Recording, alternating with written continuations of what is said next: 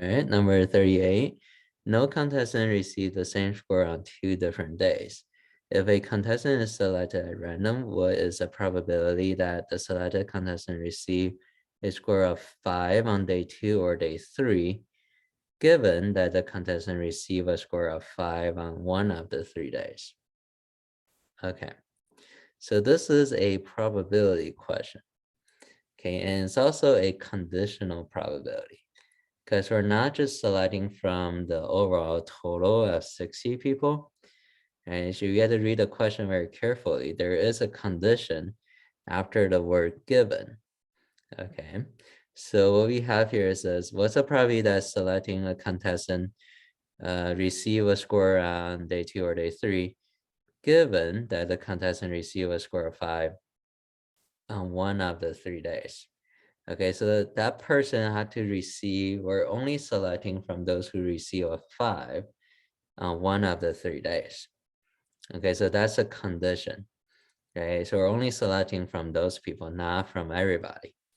Okay, so for conditional probability, whatever they say after the word given, that's gonna be the denominator.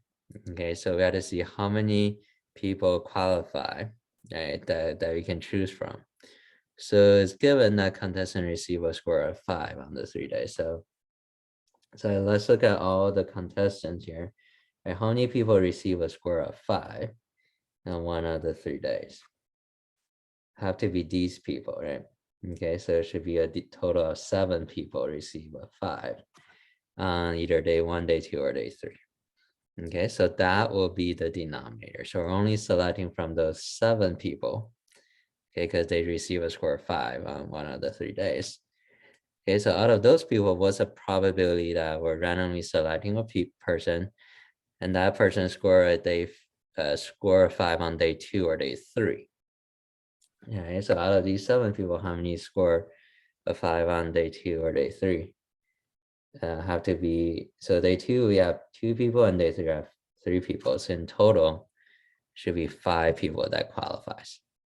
Okay, so probability of selecting a person that receive 5 on day 2 or day 3 out of those 7 people should be just 5/7. Okay, so 5/7 chance. So in a decimal form is about 0.714.